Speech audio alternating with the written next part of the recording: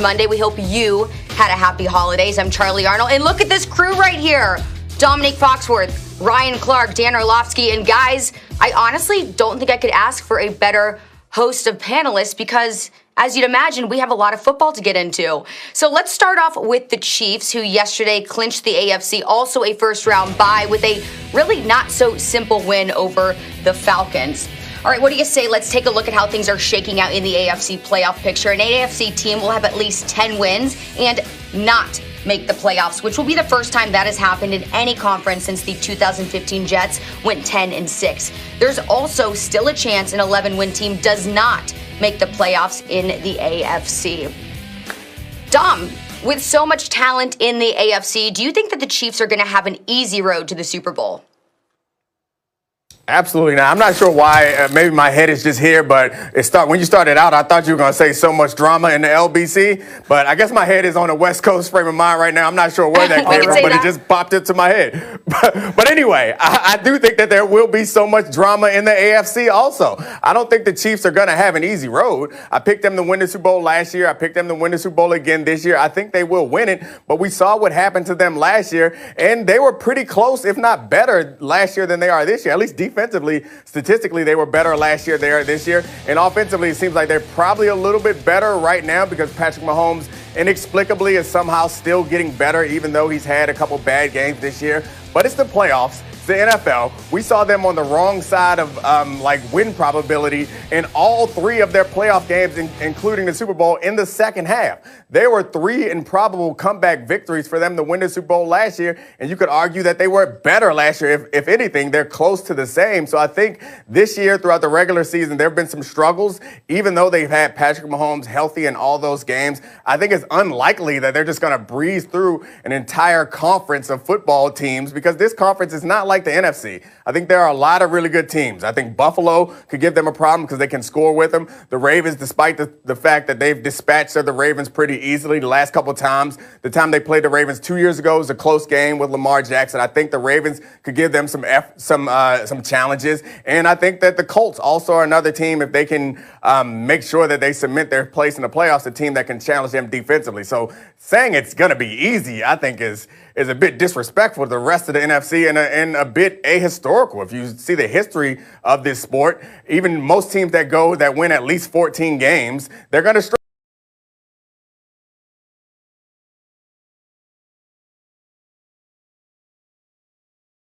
Only 3 of them have actually gone on to win the Super Bowl. So I think they will win it, but they'll struggle. Dom, I see you with your Morris chestnut today with the turtleneck on. I see you. You look good. You look good. Listen, it ain't easy, right? Like it's winning a Super Bowl. That was magnificent. It's winning a Super Bowl, right? There's not going to be an easy road. They got the easiest, though, because they have the best team and the best quarterback. Dom brought up a bunch of really good points.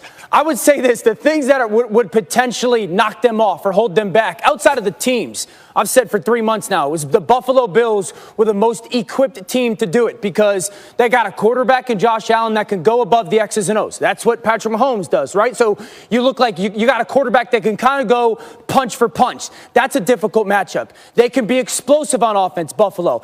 Kansas City loves to bring pressure. They're going to blitz you. When teams blitz you, it gives you the opportunity to hurt them. They got guys like Stephon Diggs that can hurt you, right? And so there's another opportunity that will make that Chiefs road just a little bit more difficult. And then they got a great coaching staff. You got to have a great coaching staff to go against the Chiefs as well, and Buffalo has that. But you also look at the Chiefs. I love them. I think they've been bored for a long time this season for multiple games. They remind me of the Lakers, just bored in the regular season. But do the slow starts catch up to them? Do them playing stretches of just okay football catch up to them? That would be their version of their C game, right? If the Chiefs show up in the playoffs with their C game, 1, I would be shocked. But 2, if they play their C game and a team like the Tennessee Titans plays their A game, or a team like the Buffalo Bills plays their A game, they can be beat. So it's not an easy road, but it's the easiest road because they're the best team that is as good as coached, as well coached as anybody, and they still have the best player in football in Patrick Mahomes.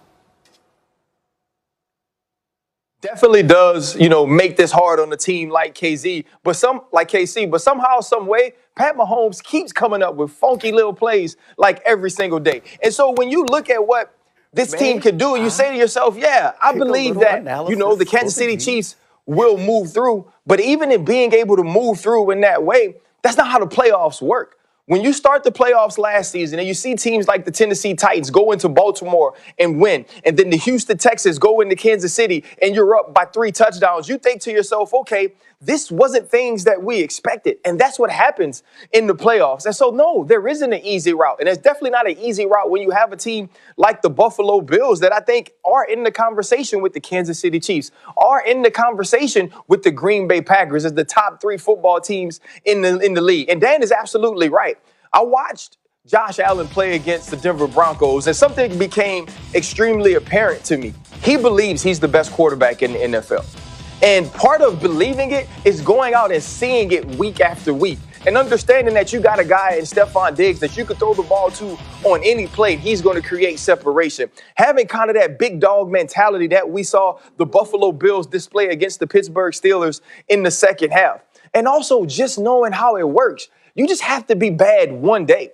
You talk about the C game, Dan, that we saw the Kansas City Chiefs play, and I believe we saw that against the Las Vegas Raiders this season. Early on in the season when they lost the one game that they did, we got their C game, right? They started out pretty good, and then the game got tight, and then they had a third quarter and half of a fourth quarter where they didn't play football at all. And then they fell behind, and we didn't get that Patrick Mahomes Kansas City magic that we often see. And so, yeah, we'll sit around, and I don't think there's going to be a person on this panel. There's not going to be Charlie, our host, or Jeff that produces the show, or Antoine that calls me every time my Wi-Fi breaks up and say, we're going to pick a team to beat the Kansas City Chiefs. But if the Kansas City Chiefs do fall, if a team does show up and play out of their minds and beat them, we won't be surprised in the sense that this is what football is. It's not basketball. You don't get 7 times to do it. Right. The best team doesn't always win. So the Kansas City Chiefs are going to have to show up, stop playing bored, and start when the clock is at 60 minutes and finish when it hits the zeros, playing their best ball if they want to be the Super Bowl champions. You're right. You're right about Josh Allen believing he's the best player on the field, the best quarterback in the league, and that matters. And his team seems like they believe it also. Like, I became a bigger fan of Josh Allen when he spiked the ball in the Chargers' face after he ran a touchdown. No one likes it. It's a 15-yard penalty, but it's an attitude. I think it's an attitude that he brings to the game. Yeah, he spun it right in his face, and everyone was up in arms like, "Oh, so disrespectful." You're damn right. Sometimes football is disrespectful. So I do have faith in that team, and I think if the Ravens can keep playing the way that they're playing, I don't know if they can, that team could be tough. But all right, I'm going to throw it to you with this one, Dan. Before you give your analysis, it's very important to me that you name a movie that Morris Chestnut was in. You can't just be pulling out Morris Chestnut references. Easy. I don't know who texted it to you, but you got to show First of all, my that you brain got some wasn't cred. there. You can't just be saying what I was going to say you was can't just be saying Morris Chestnut. First of all, Boys in the Hood, but what I was going to say was like, yes, all right. I think with the Chiefs, it's like somehow, some way they'll be coming up with funky football plays like every single day.